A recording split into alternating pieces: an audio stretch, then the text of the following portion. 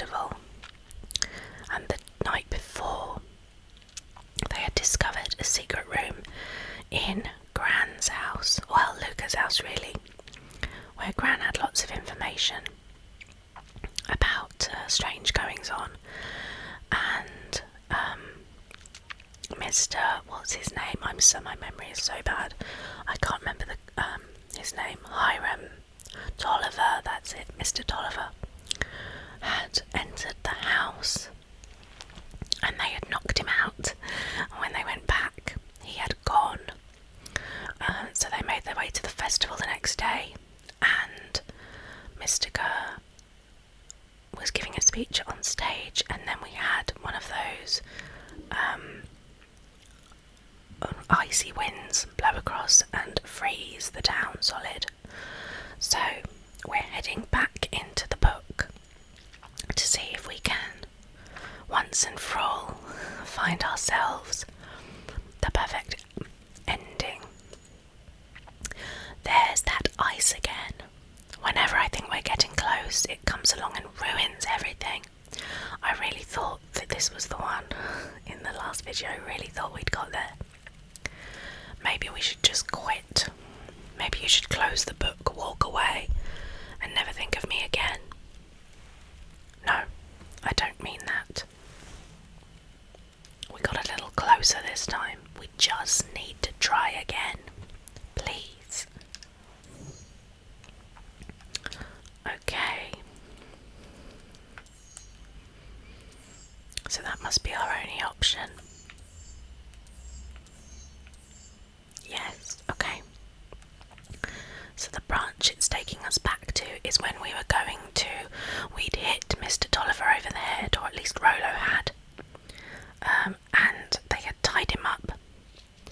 And we were going to interrogate him. A beginner's guide to hostile interrogation.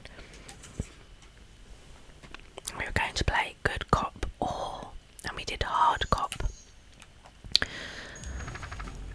And in fact we have a third option this time.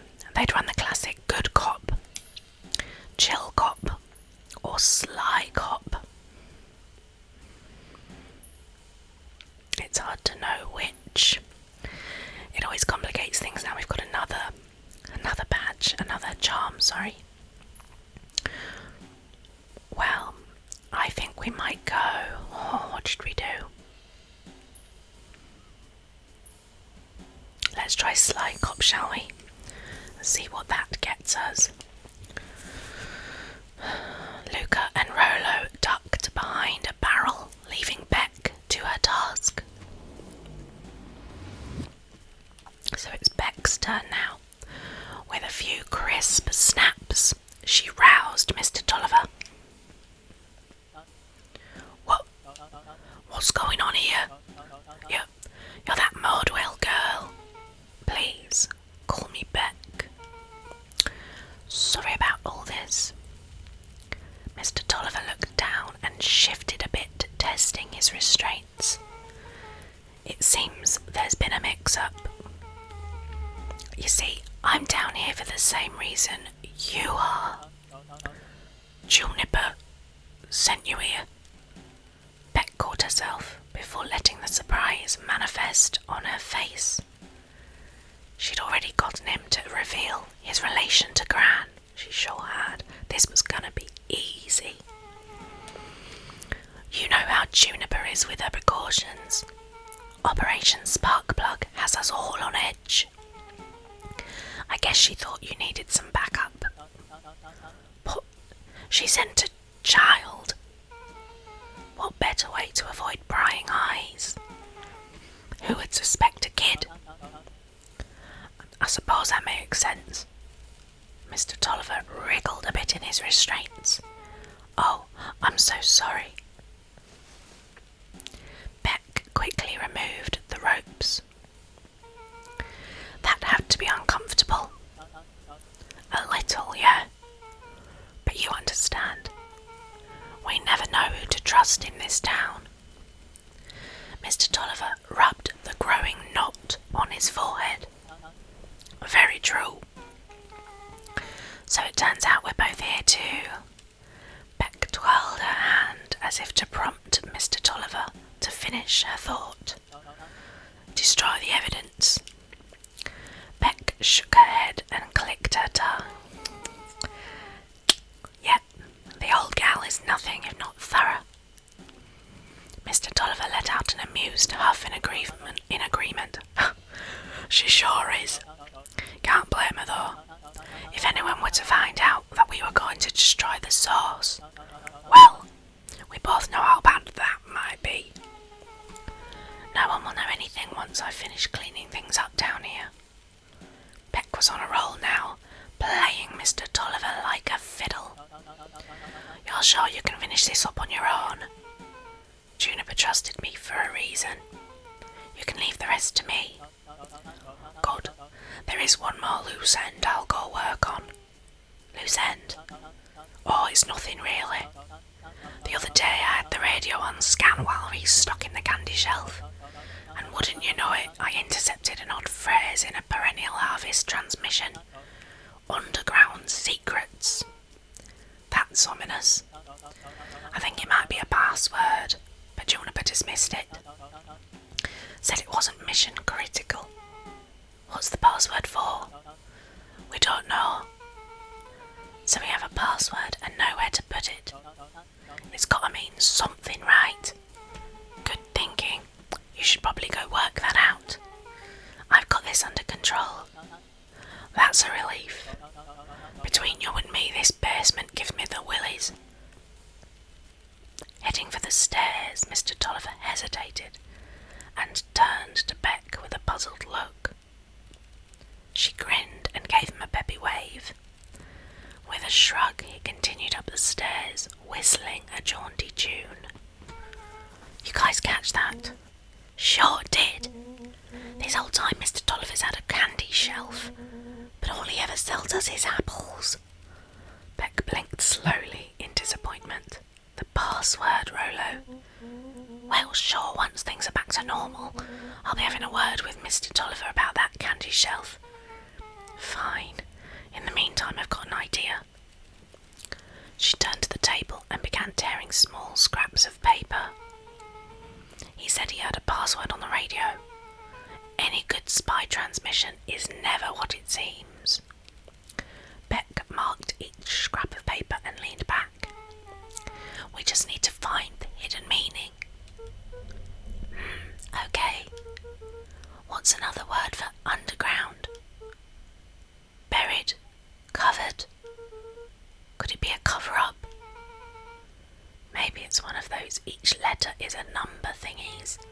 So U would be 21, N would be 14, D would be... Oh! It's an anagram. Nungreed's drugstore.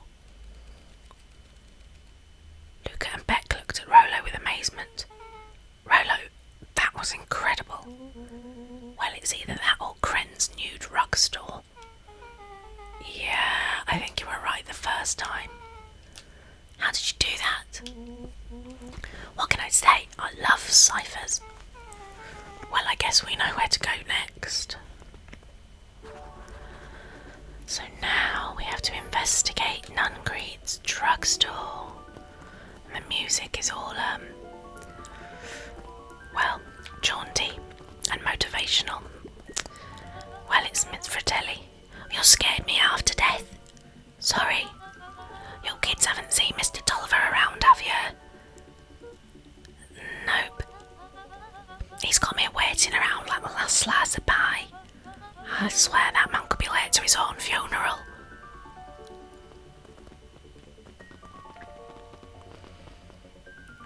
Well, I wonder where he got to.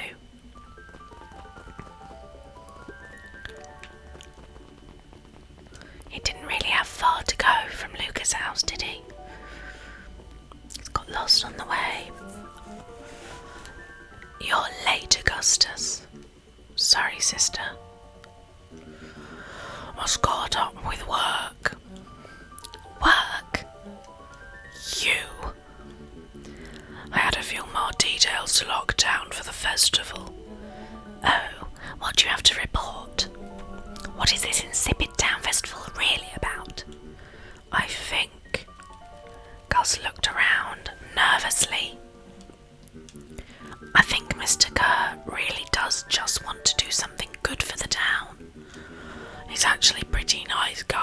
a pretty nice guy. You should spend some time with him.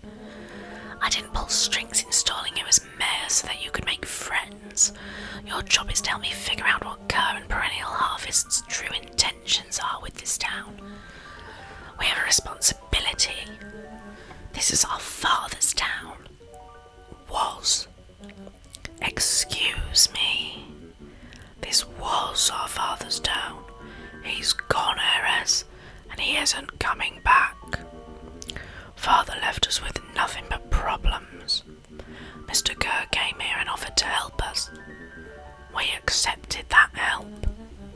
We didn't agree to them turning Father's warehouse into a toxic dumping ground. That is just a temporary arrangement. The glow can be seen from our damn backyard. They are dumping their nasty little secrets on us. When all this inevitably goes wrong, who do you think will be blamed? Eris's cry hung in the air. We have a new choice to make now, sister.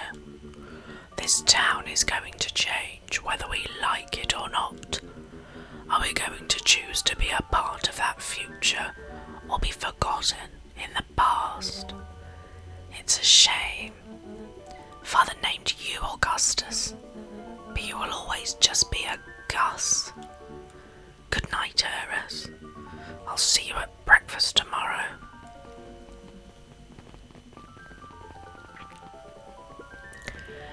It's getting late, children.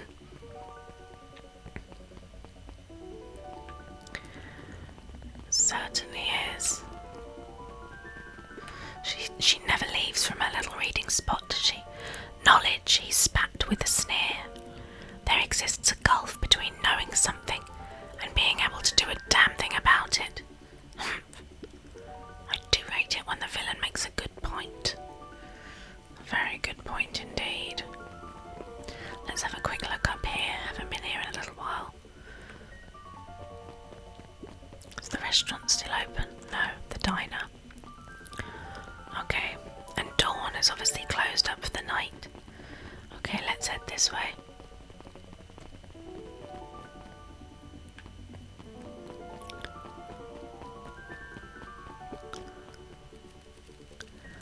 Solomon stood proudly at the entrance to the drugstore, holding a brown bag overflowing with black licorice.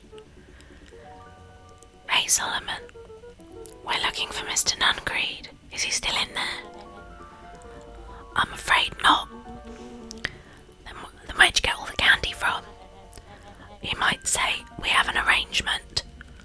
Solomon shoveled a surprising amount of licorice into his mouth. Sometimes it's the small pleasures in life. Though we might not always have family to rely on, licorice has never let me down. Well, I can't say licorice would be my first choice, but whatever floats your boat. You can tell a lot about a person by their choice of confection. Oh, yeah, I guess. I like sour gobs. I'm certain you do. I've always wondered why Mr. Nungreed kept licorice in stock. You must eat enough of it to make it worthwhile. There are many ways to earn loyalty. For some, it's as easy as cold, hard cash.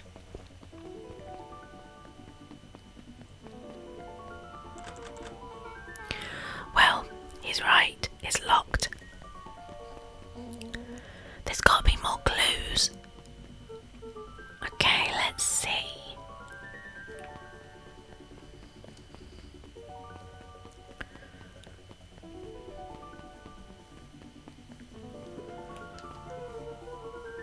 Have you ever seen anyone actually use this thing?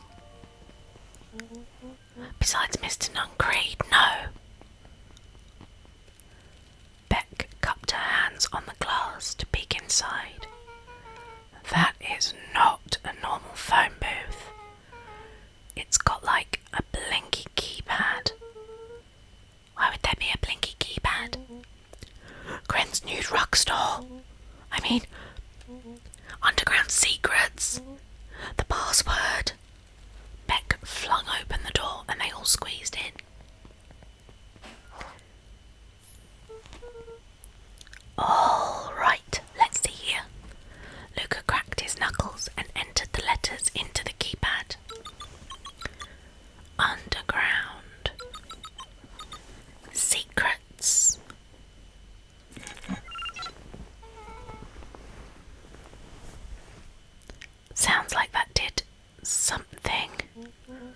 Great, now what?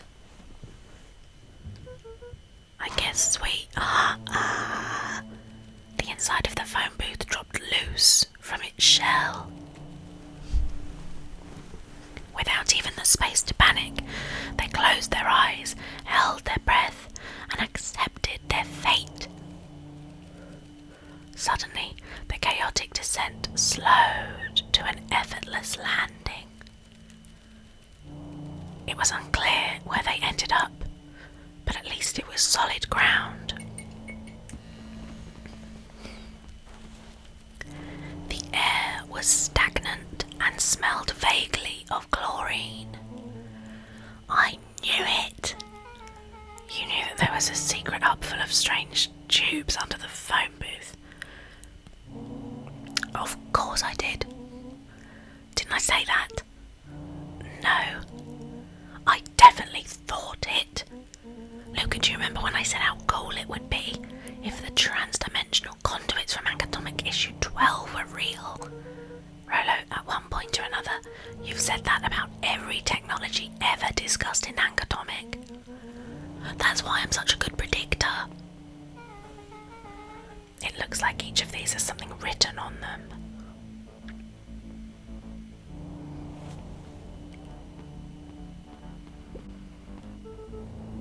Mining Operations Alpha. You guys have mines here. Not that I know of. This town is all farms and fertilizer. And a series of tubes. But always said you can only trust a miner up to the point when they hit gold. Not sure how that wisdom applies in this exact situation. That's the thing about Pa, you don't always realise what he means until it's too late. Perennial Harvest Main Office. That's where my mum works. What does she do? Science stuff. Is she involved in all of this? We just moved here. How could she be involved? True. Valentine Fertilizer Warehouse. Isn't that where you almost got snatched? Yeah. Why would Perennial Harvest have a tube going to the old Valentine place? This is starting to feel like something big.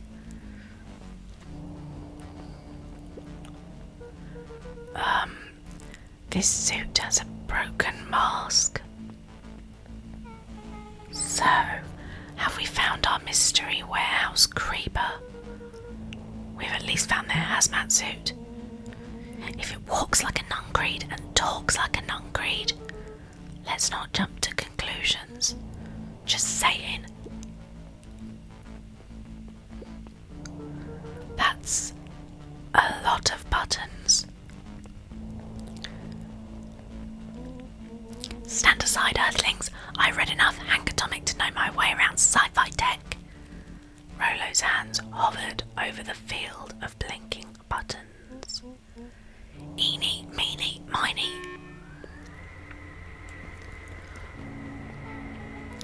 Rolo, what did you do? Nothing. I didn't even mow yet. What was that?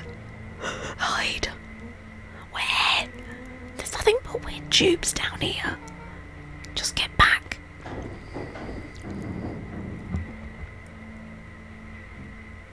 Shit. Shit. Shit. Awesome.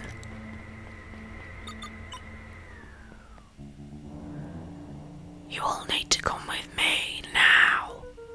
We aren't going anywhere with you. Not until we get some answers. Mr. Underground Secrets. I told them it was an absurd password, but they love anything that makes them feel clever. They who? That's no matter. If I can keep you hidden until after the festival, I might be able to save your skins. We don't care about our skins. Hold on now, I like my skin. This all stops now, non-greed. Joseph waited for a moment in silence. You sound just like him.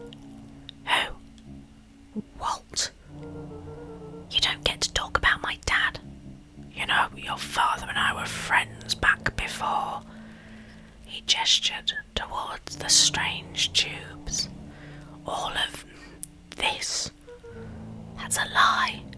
It's true, I used to bounce you on my knee. What happened? Same thing that always happens. Reality, complications, life. We were a team, Walt and I. An idealistic doctor and a bright-eyed pharmacist, both hell-bent on helping folks. So you were his sidekick? No, we were partners. We helped the patients and I helped him. Yup, a total sidekick. Nuncreed let out a growl of a sigh. Luca, I need you to know this.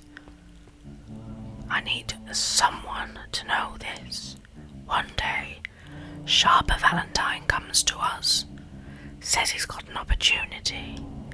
He'd found something he didn't quite understand, and he was willing to pay us both handsomely to help him understand it. And my dad said no. Your father and I both believed in helping people, but the thing I could never get him to understand was, it's a lot easier to help others if you help yourself now and then. Classic sidekick into villain plotline. Walt loved being righteous almost more than he loved his family. He was wrong about one thing though. When he begged me not to take Valentine's offer, he said, Joseph, if a person says yes one time to Sharper Valentine, he'll make sure they keep saying yes to him until the day is dead and gone. He shook his head wistfully. Sharper's long gone, but he's still got me saying yes. Is there a point to this sob story? Not really, no. Just an old man trying to delay what needs doing. Nuncreed took a menacing step towards the children. I tried to keep you safe. I tried to keep you and Juniper out of this, but you forced my hand. Luca began to laugh. What? You really don't know? My gran isn't out of this. She's been scheming right under your nose. Juniper? Seems like she's planning on crashing the town's party. She's going to disrupt the festival. Why would she? The colour drained from Nuncreed's face. How does she know? Apparently she knows a lot of things. What? Let's just say this isn't the only underground lair we've busted into today. And honestly, hers is way cooler. She's got maps and explosives and bad intentions, big man. Nuncreed grabbed Luca by the shoulders. His eyes were frantic. You need to tell me what she's going to do right now. She doesn't understand what it is she's messing with. Tell me now she's in danger, boy. I don't know. She had a map with a mark on the fountain into town square. The fountain, but why would... A jolt of realization struck Mr. Nuncreed. She knows about the source. What the heck is the source? If she tries to destroy the source, it could catalyze and... Dear God, she's going to freeze us all.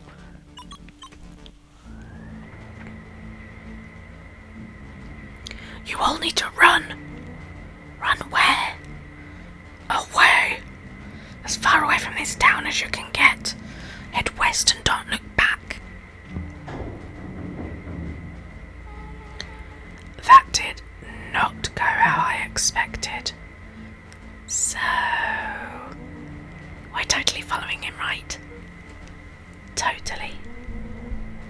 See you on the other side.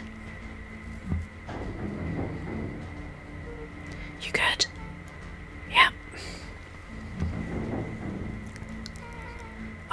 this town.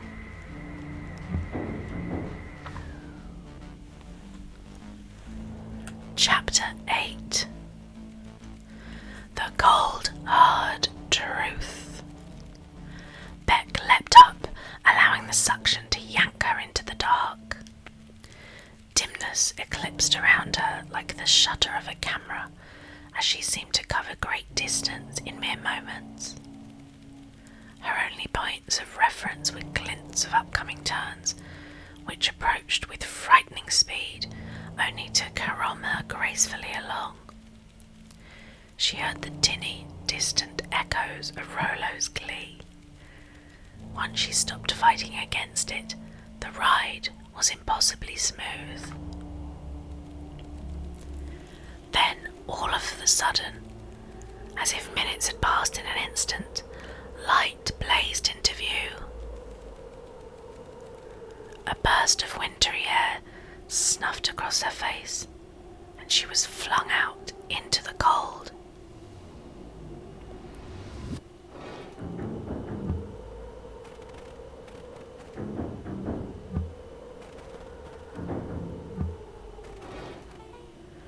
That was intense.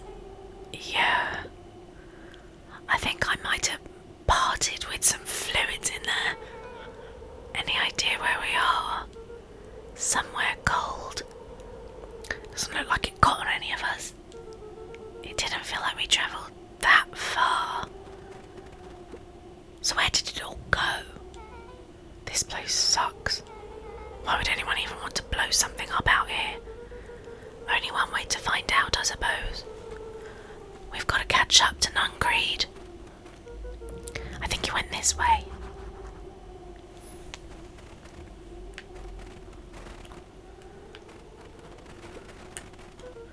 This looks familiar, yeah.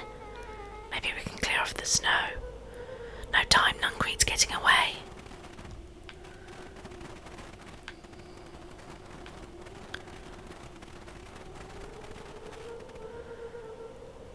Okay, this is starting to feel really familiar.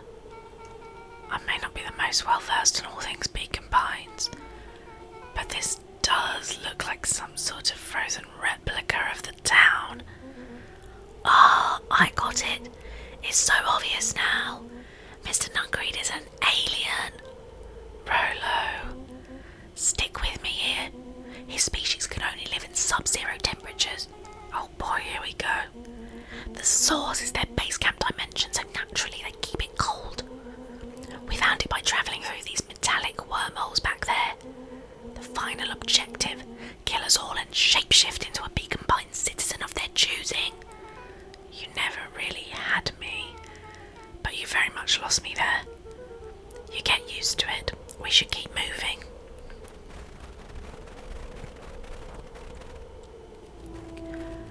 As they rounded the corner to the frozen town square, they spotted Mr. Nungreed inching cautiously toward a pit at its centre. He held his arms out gingerly, as if approaching a beast in the wild. Upon closing the distance, Luca recognised what Nungreed was after. Gran stood confidently at the edge, one arm outstretched over the abyss. Nearby, a wheelbarrow had been emptied out. She held a lit torch, which flickered in the bitter wind. Juniper, I don't know what you think you're doing, but I assure you this is not going to solve anything. If you drop that, you've doomed this whole town. Oh, it wasn't me who doomed this town. I've been watching you, Joseph. I know what you've done. You and your co-conspirators. Gran, what's happening? Luca, you and your friends need to leave right this moment. Mr. Nungreed turned back toward the kids, desperation in his eyes. Listen to your grandma, Luca. This is between me and Juniper. Rolo and Beck held steadfast in awe. Luca approached closer. Mr. Nuncreed spun back toward Gran, his voice growing louder. "You've got it all wrong, Juniper. Just hand over that torch. You don't know what you're doing." "How could I possibly trust you to do the right thing? Walt told me everything.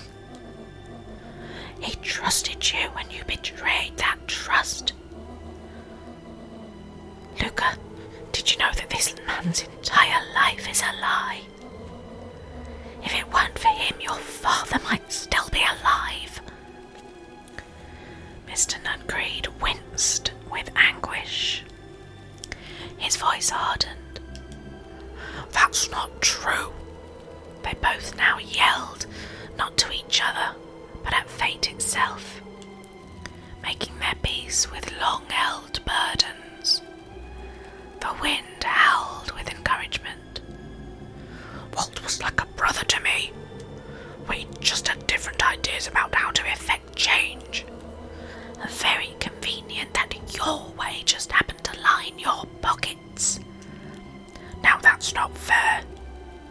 They menaced at each other, both catching their breath. The moment balanced on a knife's edge. Amid a blur of emotions and memories, Luca's mind flooded with questions. The wind calmed, as if to give him the stage, and in the stillness he began to weep or hum. Well, it certainly seems like an emotion-filled moment. Let's select weep. It was all just too much. Falling to his knees, Luca whimpered softly. The tears crystallized as they hit the snow. Gran stared at Luca for a moment with warm sympathy, remembering why this was all necessary. "This'll all make sense soon, Luca. Then everything can go back to normal. I promise." She stiffened up and brandished the torch at Mr. Nuncreed. "You can't hide behind those people any longer, Joseph. Once their precious source is destroyed, we'll see where their loyalties fall." "Juniper, don't!" Ignoring his final plea, Gran flung the torch into the deep darkness. She smiled and exhaled in relief. Mr. Nuncreed moaned in resignation. The torch echoed as it ricocheted down the hole, punctuated with a thunderous thud. "You see, Joseph, I've learned one very important lesson in life. If you want things to change, then you must be willing to." Before Gran could finish, the ground shook her to silence.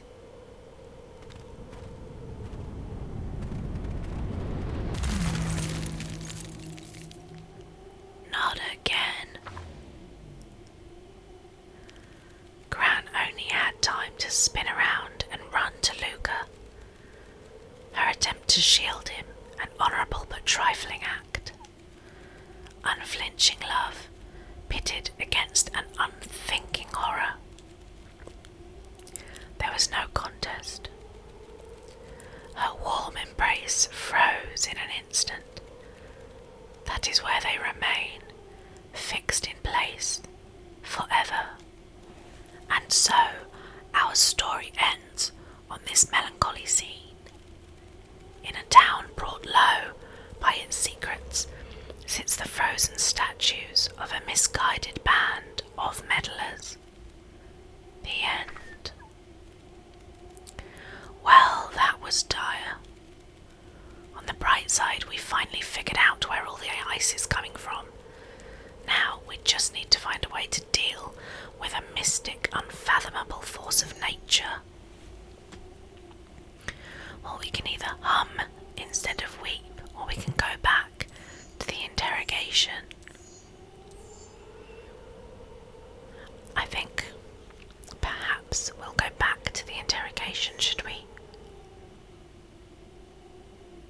it's so difficult to know.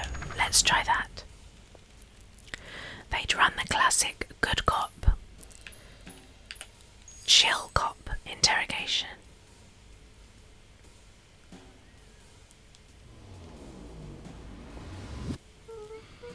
I'll handle this, just gotta play it cool. So there were 3 branches here where each of our little heroes lead the interrogation, and it's finally Luca's turn. Luca walked calmly to the light switch, flicking it off and on a few times. Mr. Tolliver shook his head, gathering his wits. Golly, I sure got my bell wrong. He looked over to find Luca, who returned a calming grin. Sorry, Mr. Tolliver. This was all a big mistake. Luca, what's going on here?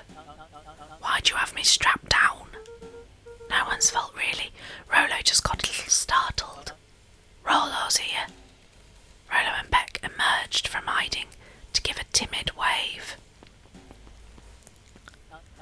Well, all right.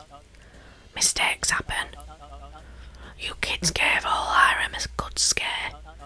Just let me get out of these ropes and call it even. Luca glanced over to Rolo and Beck, who replied with sceptical looks. Mr. Tolliver, why are you in my gran's basement? I'm here to help, of course. Help with what? What's my gran up to? If you just cut me loose, I can show you.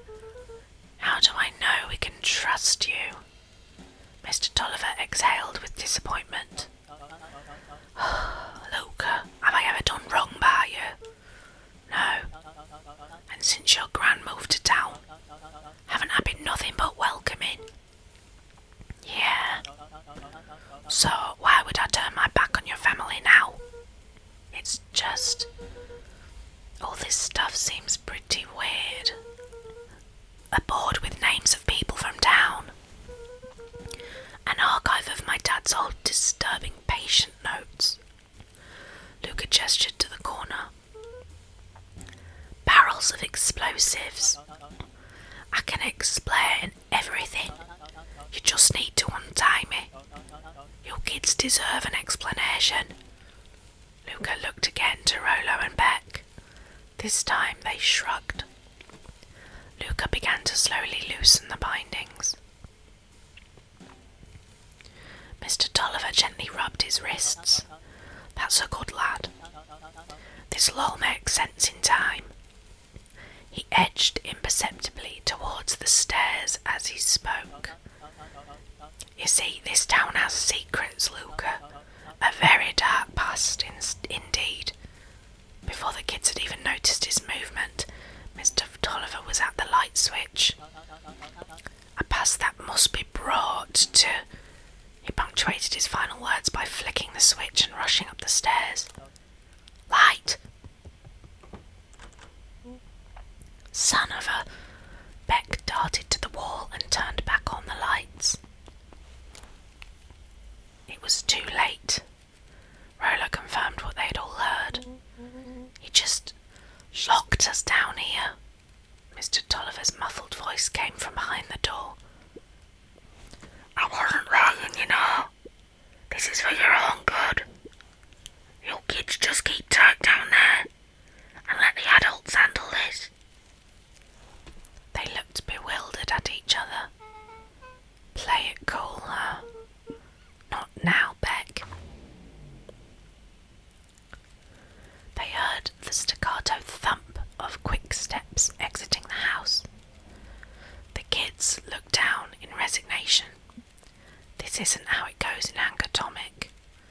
For some reason, they'd always assumed it was up to them to save their town. Luca opened his mouth, hoping to conjure some magical words to make it right. Only a hollow croak escaped. The end. Well, we certainly aren't going to find a grand resolution to our tale locked in a basement. Back to the drawing board. Okay, Okay, so I think Sly was the way to go, and Sly got us to this juncture.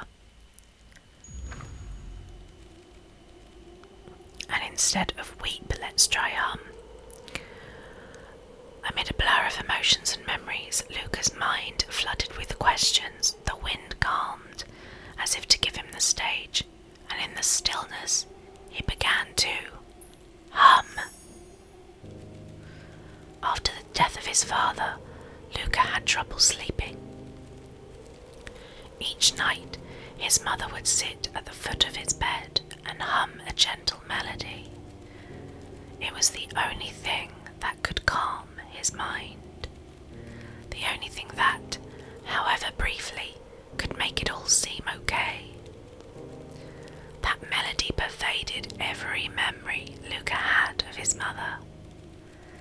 Shivering in the raw snow, he began to hum it out loud.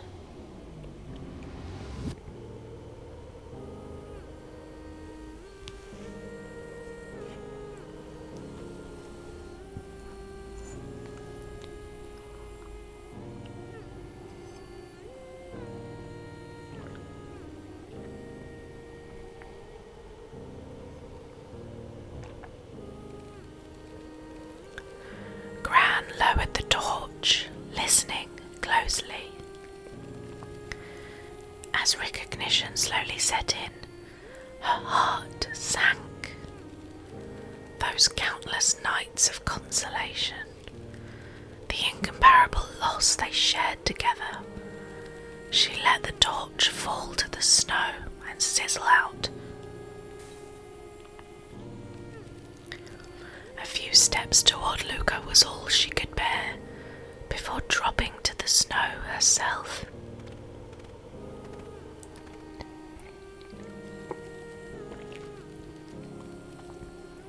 Through a flood of tears, she began to hum along, note for note.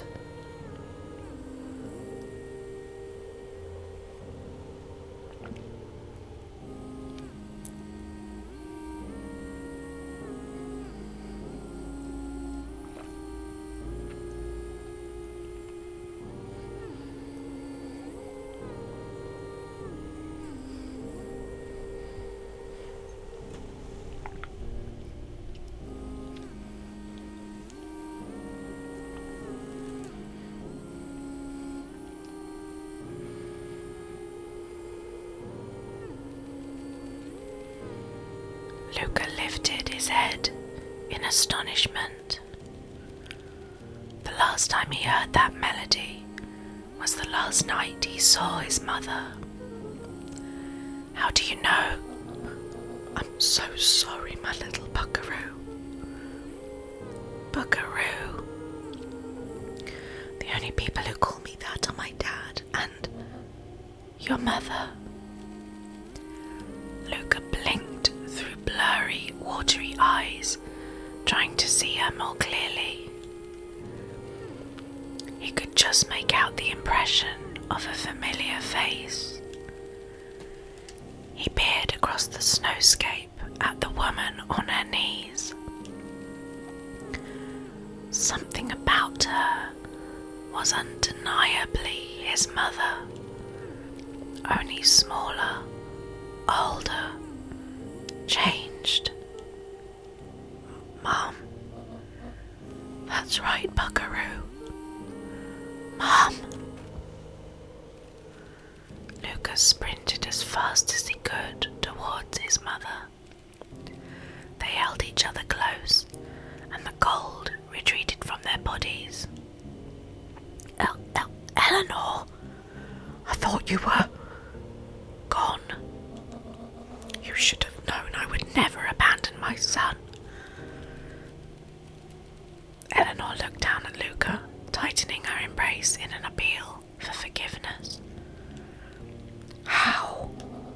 You're a smart man, Joseph. I thought you'd have pieced it together by now. You were exposed. Mum, I don't understand any of this. What happened to you? Where did you go? Why did you leave me? I never left you. I was always right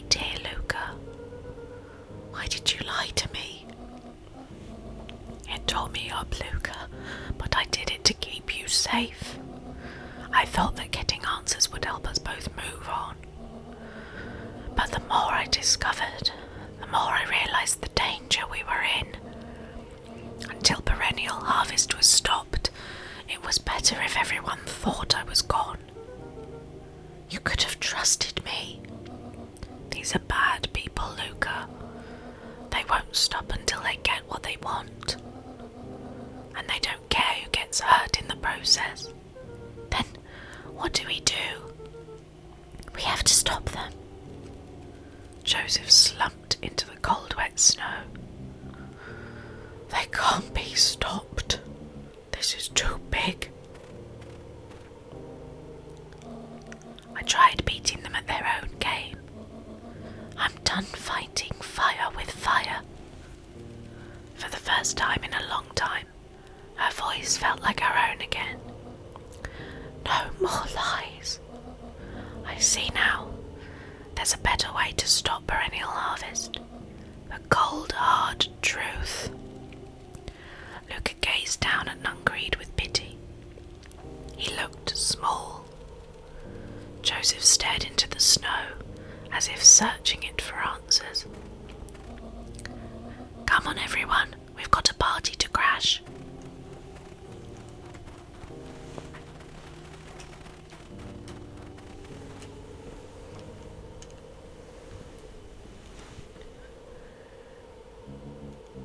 You don't understand. He always wins.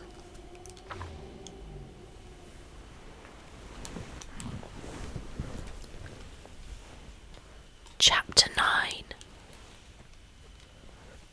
The Devil You Know.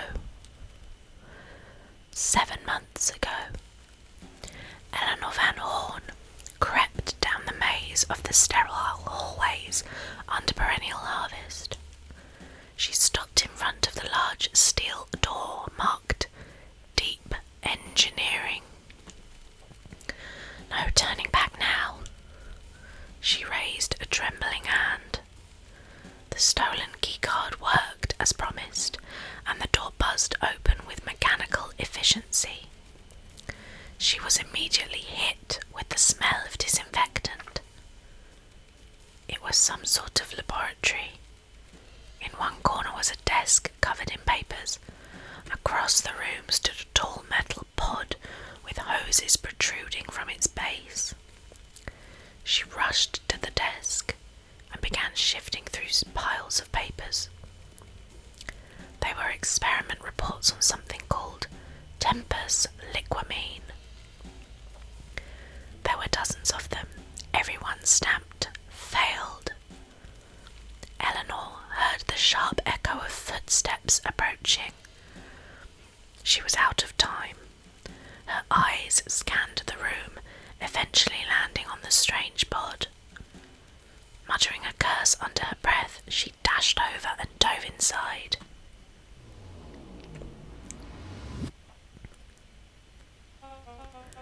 And that is what change is all about.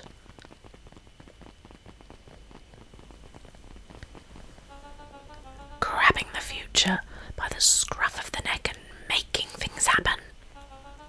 Change is a choice. I am tickled pink that we will all be making that choice together. How great is that? This man is a liar. Excuse me. I will not. This town has a dangerous secret, and perennial harvest only exists to keep it hidden.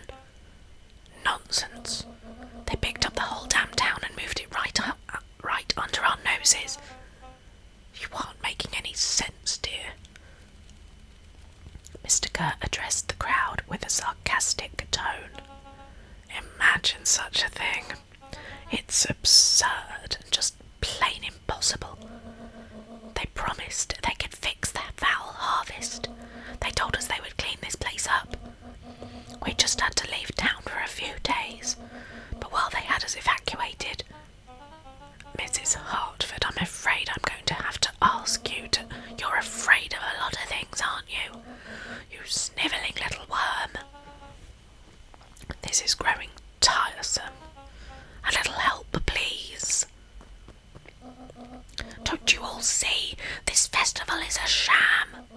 An excuse to have the whole town gather in one place. They're planning something awful. I don't know what, but these people are wicked.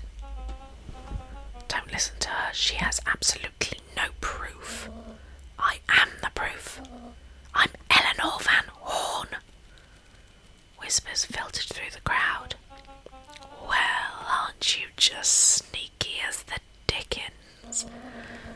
We all knew Valentine's fertilizer was too good to be true, and now this whole town is paying the price. Ladies and gentlemen, I am so sorry about this disruption. My associates will take this obviously disturbed woman somewhere comfortable so that she can get the help she needs. She's not the one who's disturbed. You two-timing clown. You all know there's something wrong with this town.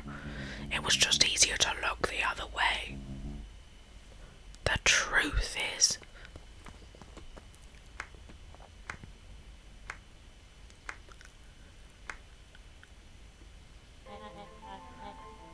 that's quite enough, Mr. Nuncreed. Torment dragged on Joseph Nuncreed's face. Yes, sir. Take them away. No, I want them to see this.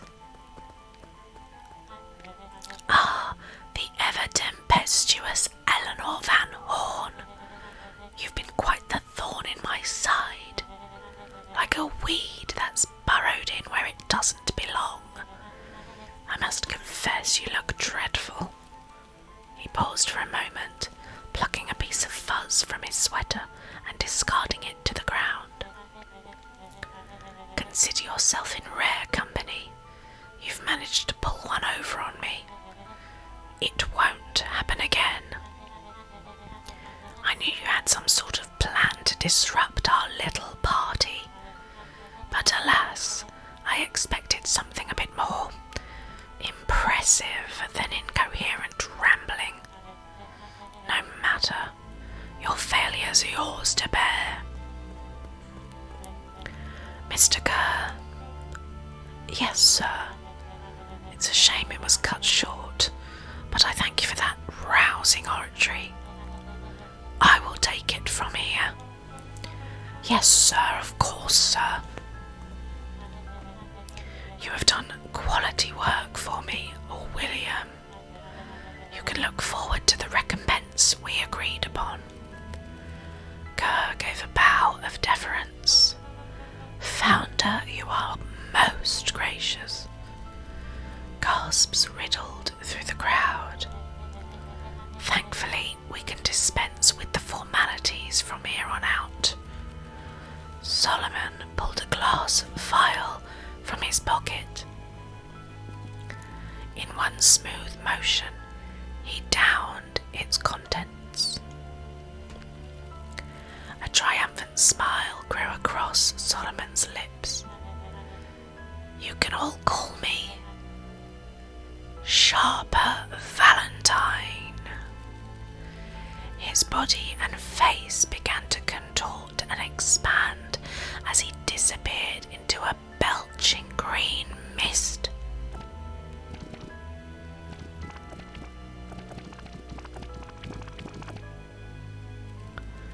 A hushed horror gripped the crowd. This is a story about change. What? No. Ah, so you didn't see that coming. Good. Sharper examined his new hands. Well, this is quite the improvement. Everything looks so much smaller now.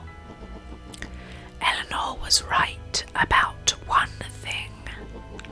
This festival was a ruse. I wanted you all to witness my glorious return with your own eyes. Why does everyone look so downtrodden? This is a celebration, people. Maybe it would help if we set the mood. Mr. Kirby a dear and reveal the sign.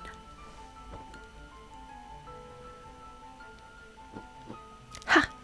Wonderful. Sharper choked out a crude squawk of a laugh. Frustrated grumbles sprinkled through the crowd. Sharper, you malicious bastard. Malice badge, charm. I'm glad you're back so I can tell you to your face. You destroyed this town. We ain't gonna let you get away with it again. Sorry, this is not the time for audience participation. Some assistance, Mr. Kerr. William Kerr gave a subtle nod to the clipboards. You coward! Does anyone else have something to contribute? A helpless quiet settled over the crowd. I thought so. Did you all truly believe you could be free of me? A town of complete and utter fools. You people should be celebrating my return. You're clearly lost without me. And that leads me nicely to my children.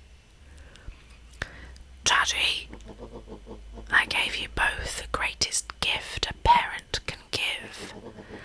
The opportunity to prove yourselves in my absence. Squandered. To say I am disappointed would be an understatement. But Silence, Augustus, an adult is speaking. I don't know which is worse, a son who is completely hopeless, or a daughter with such potential who inevitably lets me down. Eresh, you fail me with admirable consistency. Thankfully, I was counting on it this time. Father, I have been wasting time, my dear. What have you accomplished? I was focused on cementing our legacy. Legacy? Who needs a legacy when you can just live forever? But what about... It's all right, kiddo. I'm afraid you suffer from a complete lack of imagination. There's just no helping it. Now then, where is Joseph? You didn't take the opportunity to slip off, did you? Ah, there he is. Everyone should give him a hand. None of this would have been possible without Joseph. I think you've said enough. Nonsense, the people deserve to know how helpful and loyal you've been. I only did what I did because he left me no choice. You always had a choice, Joseph. You were simply too weak to take it. No matter. Cheer up. You are about to be rich beyond your wildest dreams. You should follow Mr. Kerr's example. When I found him, he was in a sorrier state than any of you. An aging actor, desperate to recapture his youth. He played his part, and soon he'll be able to play the leading man again. Forever, in fact, if he remains loyal. That goes for all of you. Well, those who haven't already frittered away my goodwill. Beacon Pines is mine again, and I am willing to share its spoils in exchange for absolute loyalty. Are you saying William Kerr was never in charge of Perennial Harvest? Ha! You think that puffed-up blatherskite could have accomplished all this? Dawn, I suppose it's time for your big exclusive. Sharper addressed the crowd with indignant pride. He'd planned this moment for so long that now, at the deed's fruition, it almost felt frivolous. You see, I needed a figurehead to hold things down while I orchestrated my return. Someone to misdirect, lie, and bilk this town for a spell. So I invented William Kerr. Take your bow, you've earned it. Mr. Kerr flourished a preposterously elaborate bow. Patrick C. Montesquieu, thespian extraordinaire at your service. Founder, I just want to thank you again for the opportunity. It truly was the role of a lifetime. Wait, so this Bill Kerr was a patsy the whole time? Now that your secret is out in the open, what's to stop this town from rising up against you? Oh, that's the delicious part. Fear. Thanks to our clipboards, I know what each and every person in this town fears most. And I will make those fears manifest for anyone who steps out of line. The choice is simple. I'm not afraid of you. Ha, the young hero. I've kept a keen eye on you, boy. You and your friends made a habit of disrupting my plans. What a pity.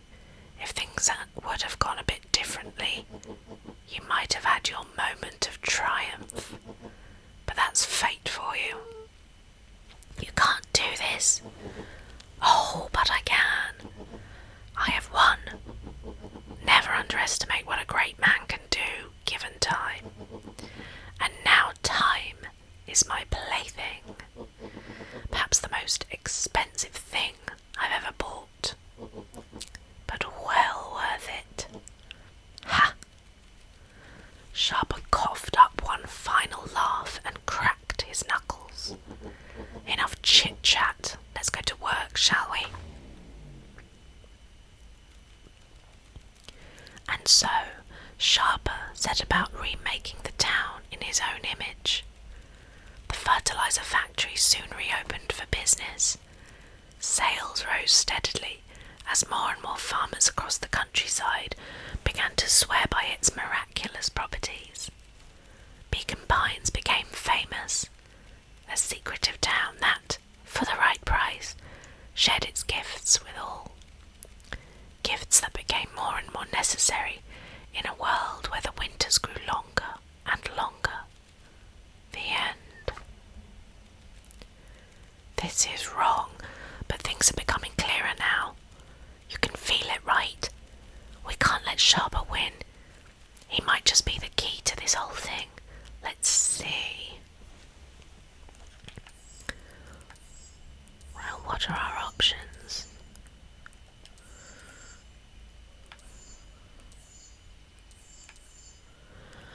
I see.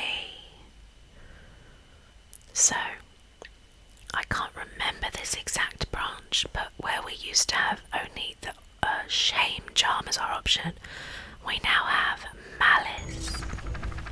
Windows to the soul. Luca peered up at Mr. Nuncreed. Kind eyes warmed a stern face. There was a deeper emotion hiding beneath it all. It was subtle, but Luca could sense something eating away at him. There was a malice lurking behind those eyes, like a trap ready to spring. Luca felt the weight of Nuncreed's hand on his shoulder. Something wasn't right. He didn't know why, but something was telling Luca to get out of there. I just want this to be all over. Of course, I'm sure it will all work out soon enough. I should get going. I told Roxy I'd check for Rolo at the treehouse. Luca twisted free of Nuncreed's grasp. Of course. Luca, you know your dad and I were good friends back in the day. You can come to me with anything. Anything at all. No, thank you. Bye.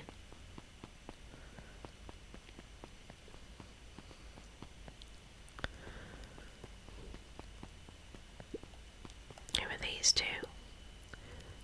These festival decorations are a bit throw a festival. It would be a thing to behold. I agree, this is all more than a little sad.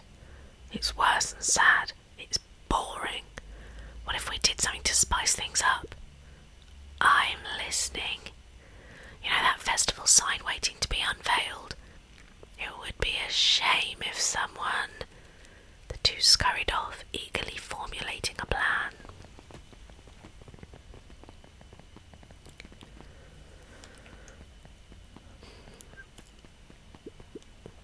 He looked down and muttered in a gruff voice.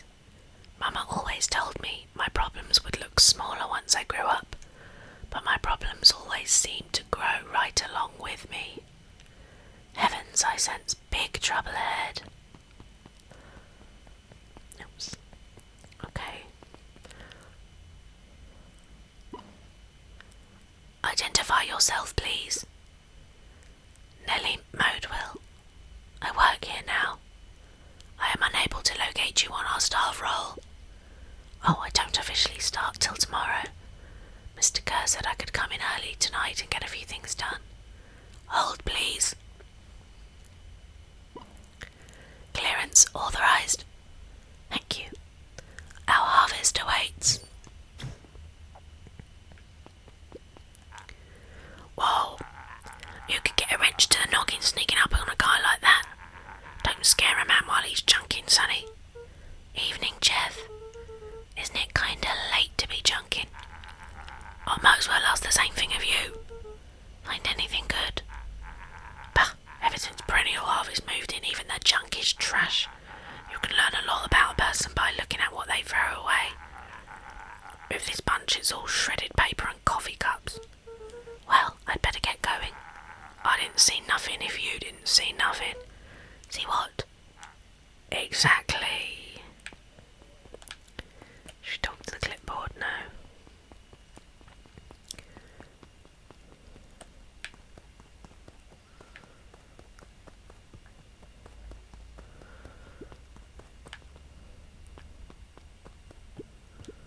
Hey Jetson, have you seen Rolo come this way by any chance? Afraid not. As elusive as the fish in this here pond.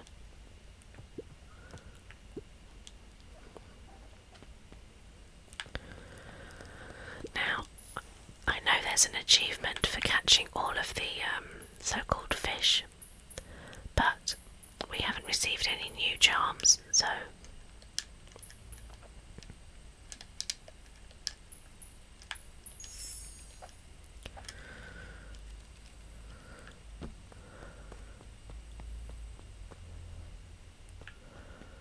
Off to the treehouse we go. Where are you? Where are you, Rolo? Rolo! He aired a long holler into the woods. Rolo! Oh. Rolo, wherever you are, I hope you're okay. Luca felt his eyes getting heavy and plopped into the beanbag. He conceded to its lumpy embrace.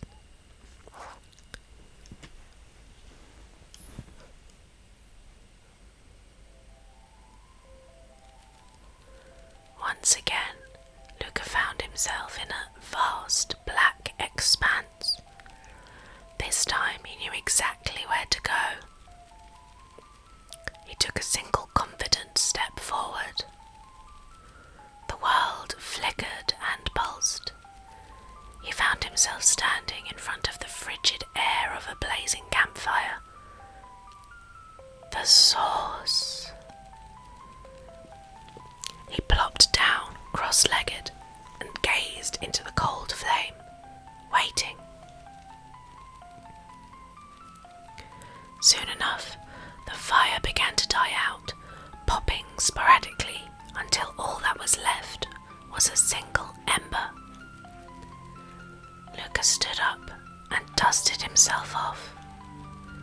He plucked the glowing ember from the cold ash, examined it, and slid it into his pocket. A keepsake. The voice of his father spoke behind him. You made me proud, Buckaroo. Luca turned to face him. Dad, what is this place? A warm grin grew across his father's face. A place where everything that has been and everything that could be all waited together. Luca found himself staring at his father's face, trying as hard as he could to memorize every single detail. Wait for what? Another voice spoke out as Luca's doppelganger stepped forward. That's up to you. Without knowing why, Luca began to weep. Is any of this real? Are you real? Luca's father bent down to smudge away a tear. Of course. I'm as real as the part of you that misses me. Luca turned to look at the older version of himself. And you? The doppelganger choked back tears. I'm as real as the part of you that's angry he's gone. Does that make sense? Through his tears, Luca laughed. I think so.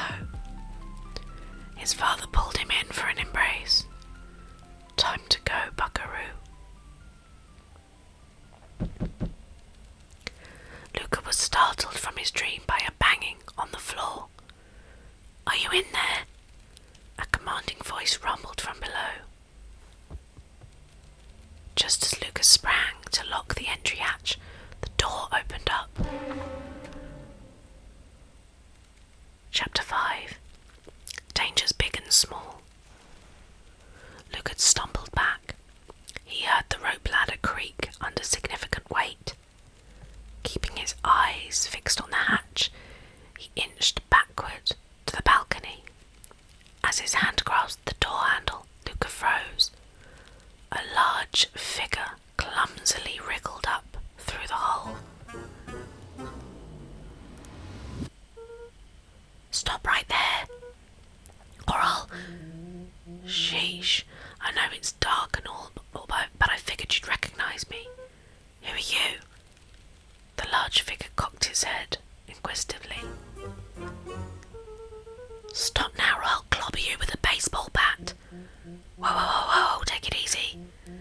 Luca, you need to get your eyes checked. It's me, Rolo. Nice try, but I know you aren't Rolo. You're like one of his random uncles or something. Where is he? Uncle. Luca, quit messing around. It's me. If it really is you, prove it. Flaming chicken coop, Luca. Luca's jaw dropped. He peered more closely at the man standing in front of him. Something about him was undeniably Rolo, only bigger, older, changed. How? What happened to you? When I was running away, I ran into more people in those yellow suits. They grabbed me and dragged me away. What? Where did they take you? Dunno, they threw a bag over my head. It was cold and smelled like a swimming pool. I think it was an underground lab or something. They made my hands all big, look. Rolo proudly presented his hands to Luca. Pretty sweet, right? I mean, it wouldn't be my first pick for a superpower, but beggars can't be choosers. Rolo, it wasn't just your hands. My feet too. Dang, Pa just made me new shoes. Wait, Luca, why are you so small? Luca moved to the side and pointed Rolo to his reflection in the balcony window. What the... His hand shot up to his face. Holy Toledo! Rolo, what did they do to you? They made me drink some sort of green crud. Ew. Actually, it wasn't too bad. It kind of tasted like licorice. I passed out and woke up like this. And then I sort of smashed open my cage and escaped. Whoa, you smashed open a cage? Kinda. At least I think I did. It's all a bit of a blur. They had you in a cage. Who are these people? I don't know who did this to you, but we're gonna fix it. Fix it? This is awesome. Well, I'm just glad you're safe now. Luca, you don't need to worry about me. Sure, I got snatched, but look at it this way. I got snatched. I know where snatched people go. We may finally have a lead on what happened to your family. Maybe you're right, but this all seems dangerous.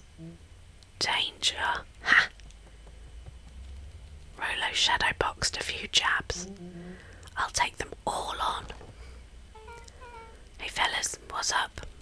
With a yelp, Rolo dove behind Luca. Ah! Did I come at a bad time? Who the heck are you? This is Beck. Sorry, something truly bizarre just happened and I need help. I didn't know where else to go. So, you're just hanging out here with your large adult friend? No. This is my buddy Rolo. This is your missing friend. One and the same. He seems a little old. I'll have you know this is a recent development. What the heck does that mean? Oh, I'm sorry. You're the one who just showed up out of nowhere. So we'll be asking the questions here. That's fair. How did you find us?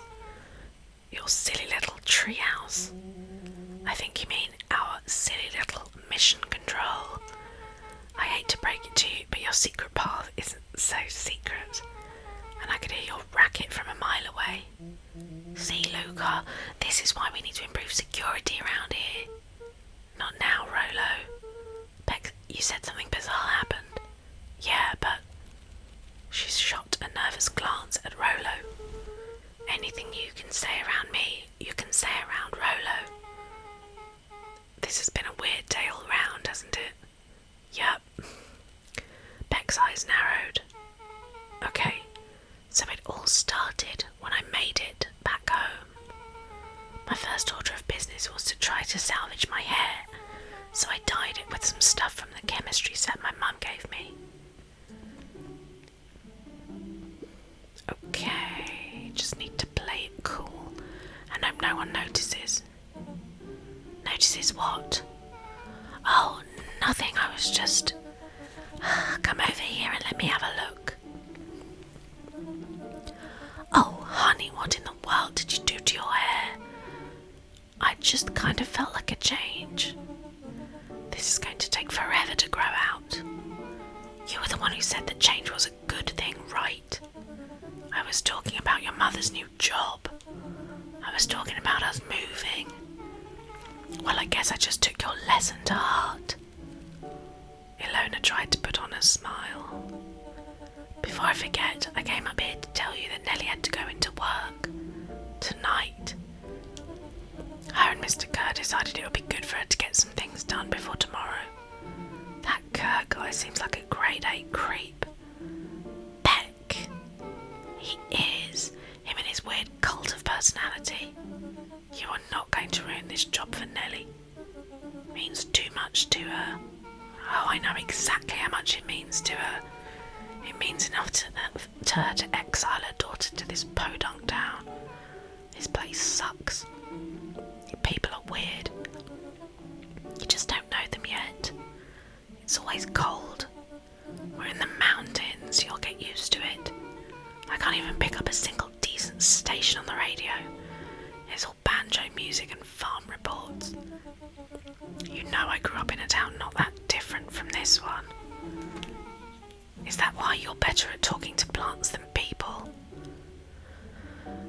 Okay, here's what we're gonna do. First of all, you're grounded. What? In the morning, I'll have Nellie come and see what we can do about fixing your hair. You need to look presentable for the festival. But not another peep. She sighed and after a moment looked down at Beck sympathetically. I know moving is hard, honey, but that doesn't mean you have to make yourself miserable all the time.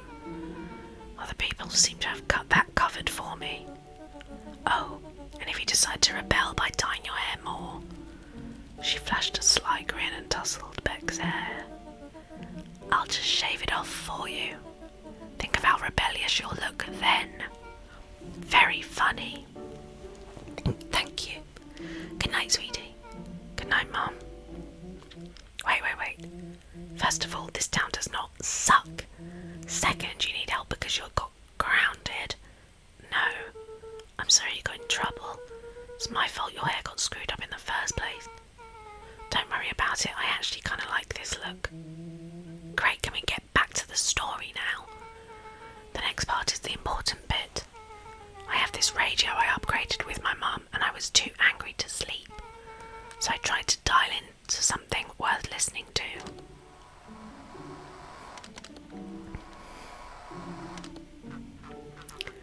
Mr. Kerr, are you there? Mr. Kerr?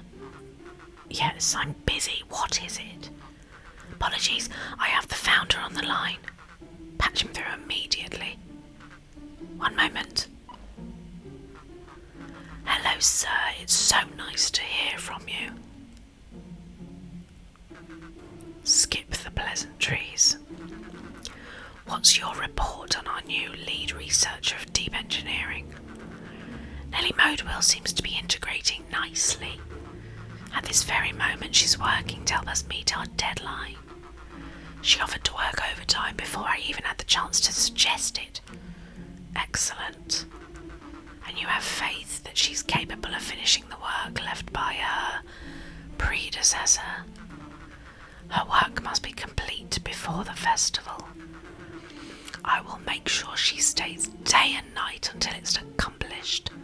Good. You know how I feel about loose ends. Yes, sir. Once she has finished the work, we need to make a determination regarding her long-term prospects in the company.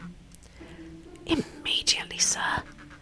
I usually have more time to fully bring people into the fold. We're in the end game, Bill. And after your failures with Dr. Prescott, I can't afford to take any risks. Of course, sir. No loose ends, sir. Once she finishes the work, she will either leave the office completely committed to perennial harvest, or she won't leave at all. Perfect.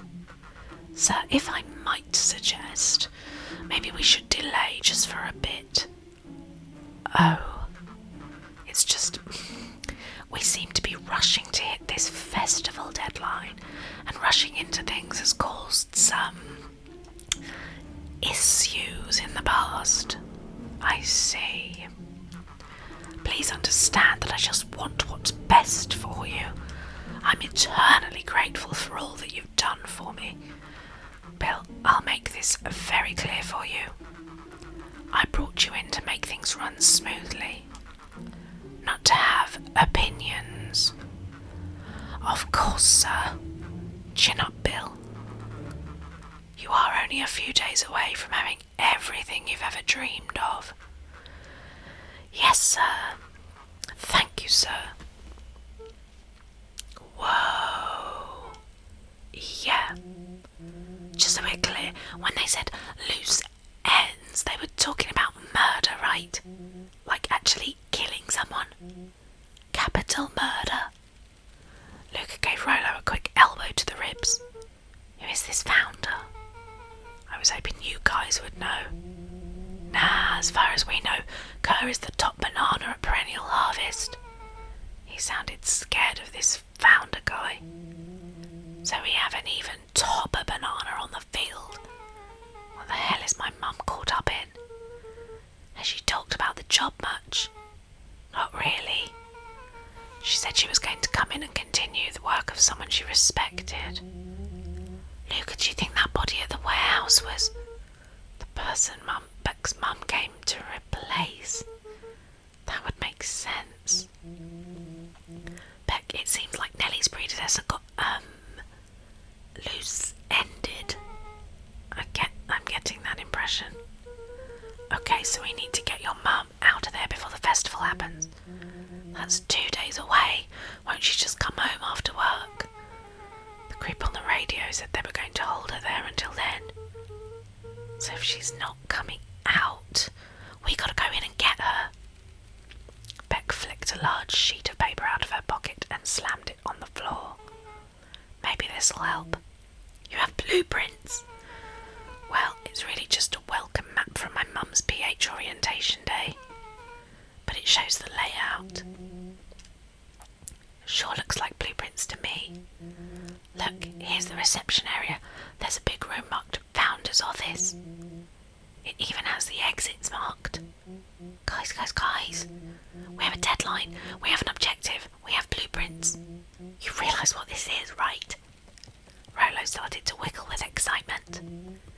I think we're heisting. This is officially a heist. Chapter 6. Well, I think we'll have to leave it there for this video, but things are really hotting up. I'm pleasantly surprised by how many branches of the story there are. I really did think we would find the good ending this video, but we still haven't, so we will continue on in our next video. I hope you enjoyed it. It's a really good story and I'm enjoying playing it. I hope you'll join me next time, where we may or may not reach the ending of this story, but I hope to see you then. So thank you for watching,